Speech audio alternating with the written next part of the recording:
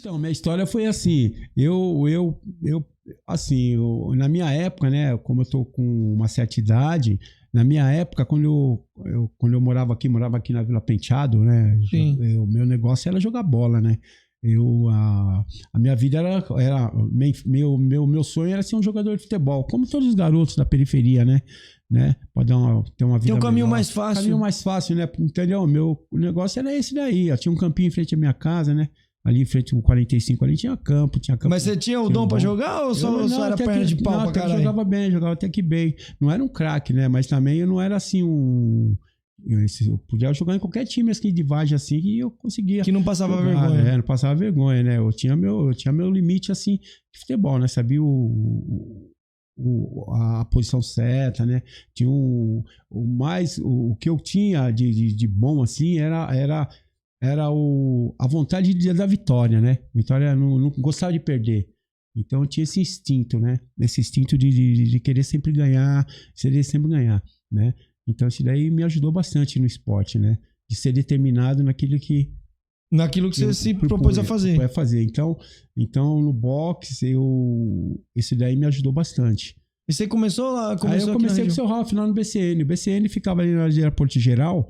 Fica ali na ladeira Porto Geral, na São Bento, né? Na travessinha da 25 lá, né?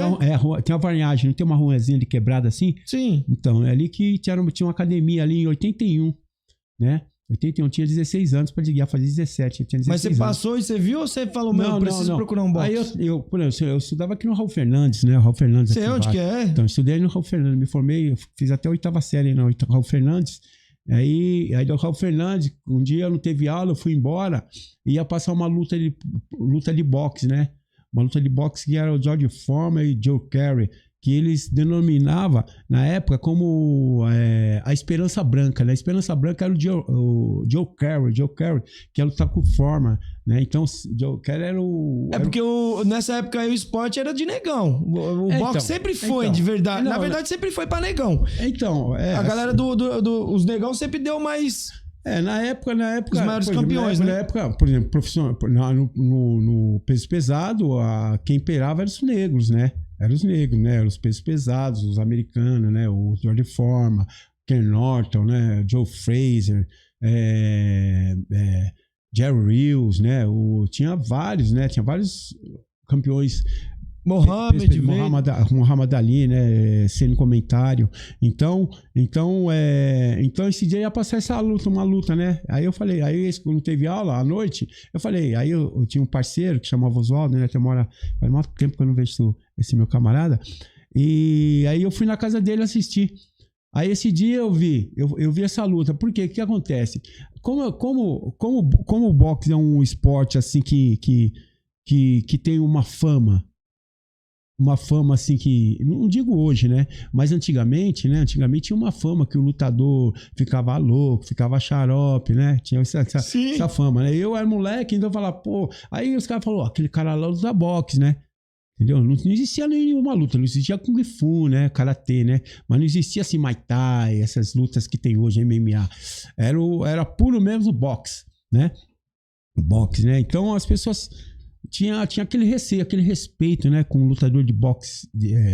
Era meio preconceito. Era preconceito, mas tinha um respeito, né? Fala, pô, esse cara aí dá uma porrada em mim, o cara vai me levar pro cemitério. Então tinha essas histórias, né? Pô, aquele cara luta boxe. Então tinha essa daí. E sempre aparecia uma luvinha ou outra assim no campinho. Pô, assisti uma luva. Quando aparecia uma luva no campo, aí todo mundo queria apoio. Eu falava, vamos sair na mão aí, né? E ficava aquela brincadeira, né? E eu ficava sempre de boa, né? Eu falei, os caras tudo grandão com luva. Eu falei, não, pô, não vou. Então não me metia. Mas essa luta me inspirou. Eu procurar o boxe, né? E foi onde eu procurei. Fui no Bebarione, né? Fui no Bebarione aqui na Água Branca. Tinha luta lá na época, né? Aí nesse dia tava o seu Ralf lá, seu Ralf Zumbano, né? O Chiquinho de Jesus me indicou ele. Aí eu fui e procurei ele, falou, aparece tal dia na academia, né? Isso foi em dezembro, novembro, né? Que eu encontrei ele. Ele falou, aparece na academia lá em fevereiro do ano que vem. Isso foi 80, eu comecei a treinar em 81. estreiei pra lutar em 82. Isso foi em 80. Mas ainda pra primeira luta. Em 80 eu fui procurar o seu Ralph, né? Que eu me inspirei nessa luta do George Foreman e Joe Carey que passou, que eu assisti, que eu falei, poxa, dois caras lutando, um de calção branco, outro de calção preto, né? Eu fiquei encantado com aquilo, né? Porque, poxa, eu também era meio encrenqueiro, assim, não era encrenqueiro, mas eu não gostava de perder. Eu não gostava de perder nada. Sim. Bolinha de gude, figurinha. Não vai levar minha figurinha, não vai levar minha bolinha, não. Peão. Futebol, quando eu jogava futebol, quando eu perdia, mano, eu ficava enjorado pra caramba. E eu brigava, isso daí era errado, né? Depois eu fui aprendendo que o esporte você tem que perder pra você também aprende, né? Você com a derrota, né? Você aprende com a derrota. Mas isso você vai pegar com o tempo, né? Sim. Né? Você vai pegar com o tempo. Você tem que saber perder também pra você... Porque você perdendo, você ganha uma experiência, né? Eu acho que o mais importante de tudo, Peter, é saber perder do que saber ganhar. Porque o saber perder, tem gente que não sabe perder. Isso não, verdade. O cara ganha, às vezes, alguns títulos, firmeza. Aí quando ele perde, ele, sei lá, ele acha que ele era bom demais pra perder, ou não sei. Tem cara que não sabe perder. Não sabe, e fica com raiva. Fica com raiva do treinador, fica com raiva do adversário. Falou não é? tudo. O cara tem que ter uma cabeça muito boa pra saber. Por quê, né? Tem algum motivo porque perdeu, né? Porque não treinou bem, porque não deu peso, porque, no caso, no boxe, porque não fez uma preparação adequada, né? O adversário era melhor. Verdade. Né? Perdeu por causa disso, às vezes, né? Então, a pessoa tem que ter... O atleta tem que ter consciência disso daí, né? Enfim, aí estreiei em 81. Pô, aí foi embora. Aí já 81, aí 81 no campeonato. Aí o seu Ralph me pôs no campeonato que chamava Gazeta Esportiva, né? Uhum. Gazeta Esportiva, que tinha aquele jornal Gazeta Esportiva. O presidente da federação trabalhava nesse jornal, né? Então eles publicavam, né, as matérias, tudo. E esse campeonato chamava Gazeta Esportiva, né? Gazeta Esportiva, que depois ficou chamado como Forja dos Campeões. Né? Mas já dava um dinheiro aí, mesmo estreando? Não dá porque é amador, né? Quando é amador, você não ganha dinheiro. Qual é o seu objetivo no amador? No amador é você ir lutando, ganhando os campeonatos, fazendo uma carreira amadora, para depois você possivelmente passar profissional. Se tiver, assim, por exemplo, se você tiver, se no profissional você tá vendo opção para você passar profissional, porque às vezes você é amador, mas não consegue passar profissional, né? Mas você só vai mesmo ser remunerado quando você passar profissional. Nos anos 80, no amador, você não tinha remuneração, não tinha nada. Mas tinha a loteria esportiva. Não, tinha a loteria esportiva, mas não tinha como é que eu posso dizer, do governo, né? Ajuda. Não tinha. Bolsa. Não tinha bolsa, não tinha nada. Existia na época, no Centro Olímpico, lá no Ibirapuera, o Adote um Atleta, né?